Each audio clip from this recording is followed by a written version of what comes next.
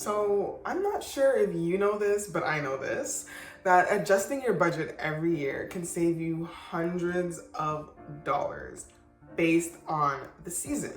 So if you're not seasonal budgeting or you're new to the idea of seasonal budgeting, this is definitely going to be an interesting video for you, because if you have been wanting to save more money, spend less, I'm going to share with you some tips and tricks on how to do that based on the season that you're in. And hopefully you can come out of it being more intentional about your spending as the different seasons come and go. And so seasonal budgeting is slightly different from regular budgeting, because regular budgeting, you're budgeting in real time. When you're seasonally budgeting, you are shifting the way that you manage your finances, the way that you spend, the way that you save based on what season is coming up next. And by doing this, it's actually really beneficial, because by preparing for higher expenses in certain months, you can actually prevent financial stress. So if you know there's a month that's coming up where your energy bills might end up being more, you can start to find creative ways to reduce spending in those areas before that season kicks in. So it really just gets you thinking ahead of time how you want to be spending your money and how to reduce those expenses when that time comes. And I think that's what kind of really makes seasonal budgeting different than just your regular everyday budgeting. So with not something that you're already doing, this video will obviously kind of get you to expand the way that you relate to your finances and the way that you take care in tracking your finances, so you ultimately can build wealth and be more financially well and whole. So let's go through the different seasons. We're gonna start with winter, because I'm a winter baby, born in January. Coldest month, coldest season. Probably not the coldest month actually, but definitely, obviously winter is the coldest season out of all the others.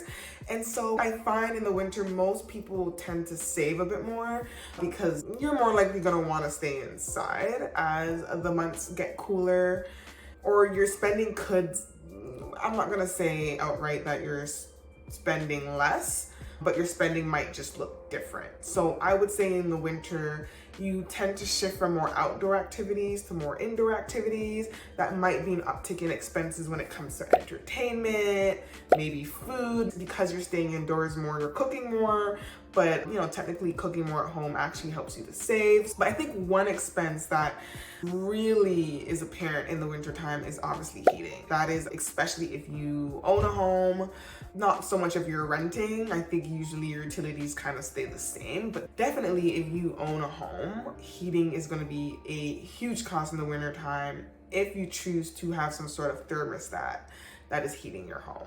And I think ways to sort of reduce your expenses is to ensure that you actually install a smart thermostat that adjusts the temperatures based on the weather outside, ensuring that certain windows, doors, there's no cracks or leaks, because then a lot of heat can escape. So we really want to make sure that the structure of our home is sealed in a way where a lot of heat is not escaping if we are going to be using a thermostat.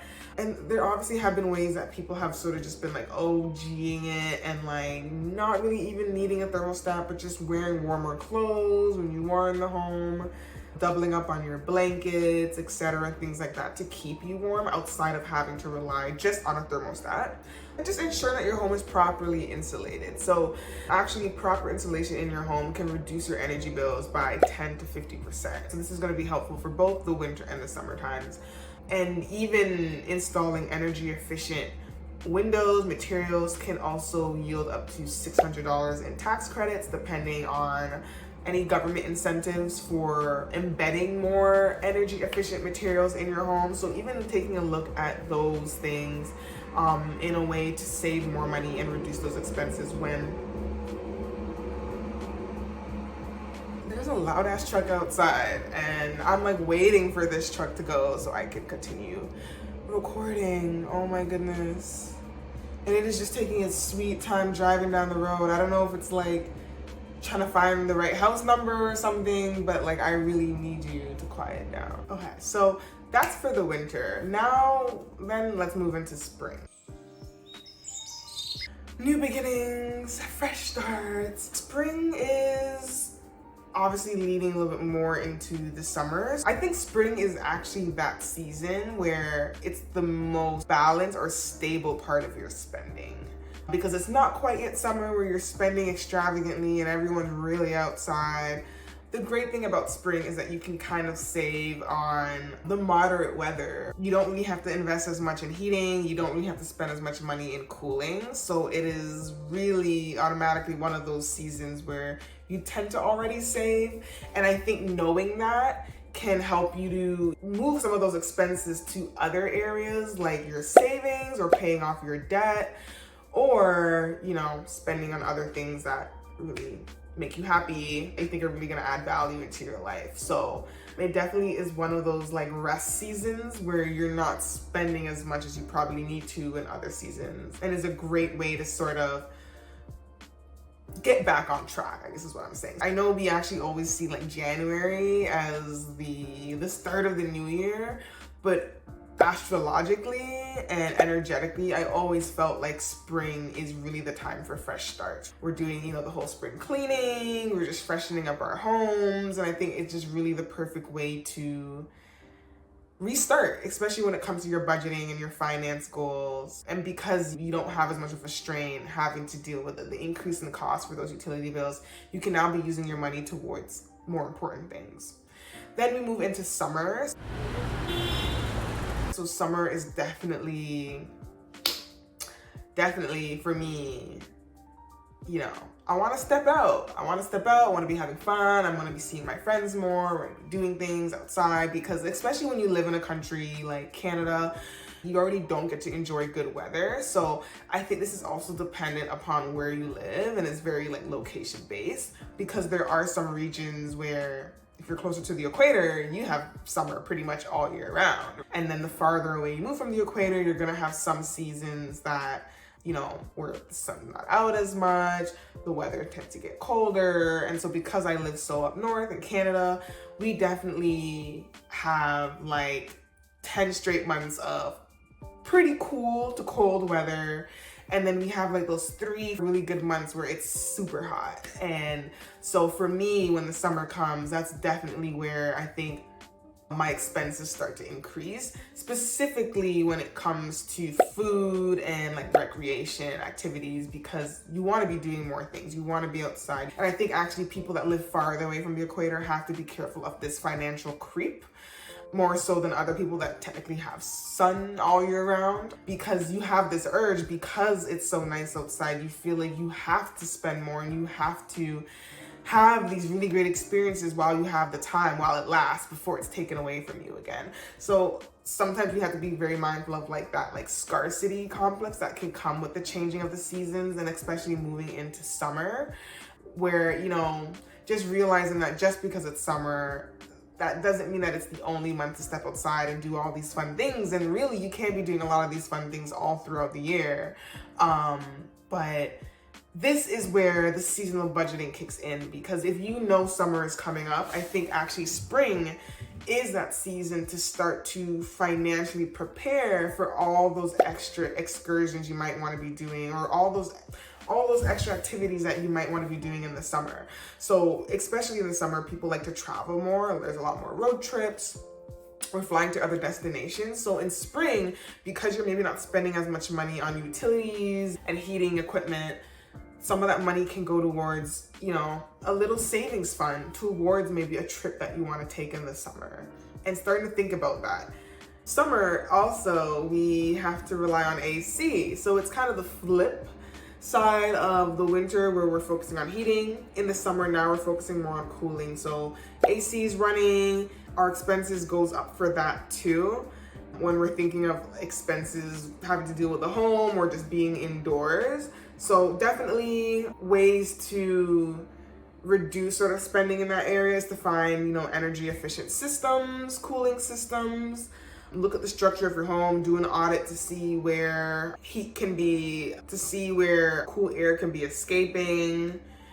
Trying to maybe cook more outside, because when you're cooking inside more, you're adding more heat to the home. So definitely, obviously in the summer, it's much easier to cook outside. Get out that barbecue grill. You don't have to be eating meat to even use a grill. There are so many cool recipes that you can make through using a barbecue grill and just cooking outside. I have my family, we have like one of those like little portable ones or the smaller ones, and we just, instead of having to put on the big barbecue, we sometimes just cook in that smaller one. So just getting creative and also utilizing fans. I know like in my kitchen, I always, like, my mama has always raised me and taught me to put the fan on while I'm cooking, so that also kind of reduces some of the heat. But yeah, I think there's really other creative ways. I think those are some of the main ways that you can be creative in reducing your expenses within the summer. Then I will move into fall. So fall is sort of similar to spring. Being in Canada, of course the weather starts to get cooler, but I think it's really still a pretty time to be outside, you know, the changing leaf colors, and it's not quite cold yet that I want to start hibernating.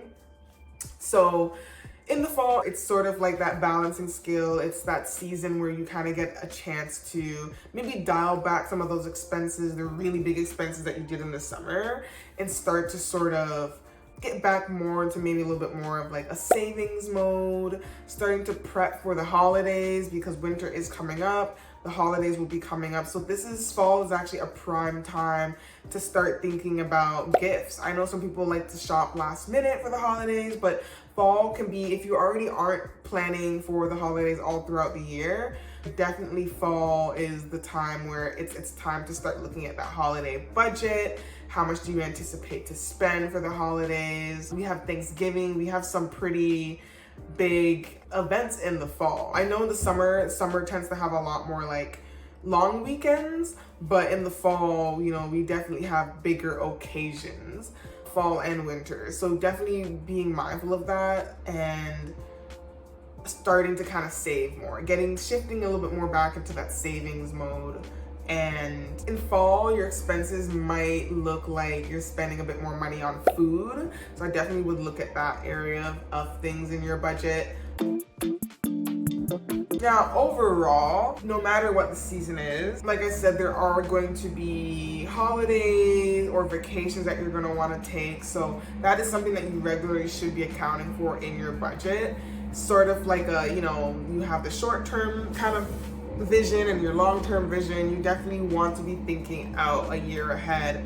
What will my year look like? Also, in hindsight, when budgeting, you want to look back and see the trends in the way that you've been spending your money. So last year, how did you spend your money in the summer versus spend your money in the winter? And look at and kind of start to see if there's a trend or a pattern that might give you insight into how you might also spend again this year or in future years. So I know for myself, definitely I spent a lot more money in the summer. Summer is definitely the season where most of my expenses go up more than the others because, like I said, like I'm just outside more. I want to do more things. I'm seeing my friends more often.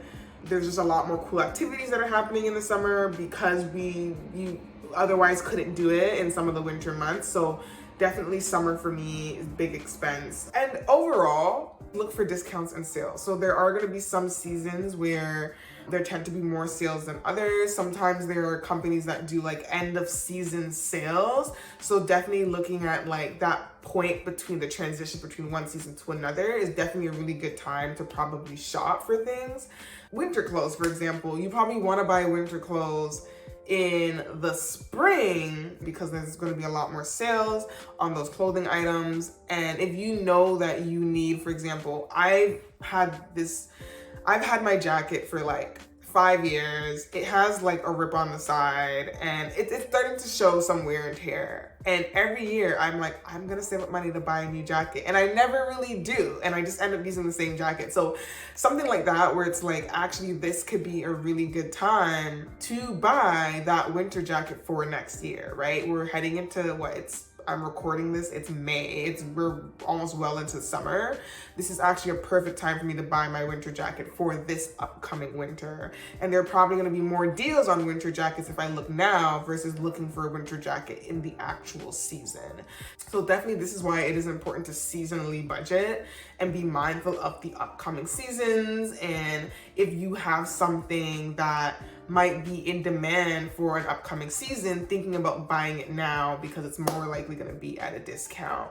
And of course, when it comes to budgeting, we want to be mindful that we are trying to reduce and minimize our expenses as much as possible, and also get creative and find ways to increase our income so that we can, the more income that we have, the more that we're able to save and pay off our debts and invest, the more you're going to be able to build wealth over time. So that really is the key here. I'm not saying that, you shouldn't have any fun at all in any of these seasons, but to just be mindful of, not allowing one particular season to rob you of your wealth building goals, and also being mindful to use some of these seasons to get ahead in your wealth building goals. And the best way to do that is to keep in mind the seasons as you're budgeting. So I hope this video really helped you. Please share in the comments below if you agree, disagree, if you found that it has been easier to save in certain seasons than others, how you're planning to be more mindful of your spending for an upcoming season. I would love to hear all about it. And of course, like and subscribe. And that would empower me to create more videos like this to help you and others. So hope to see you in the next video.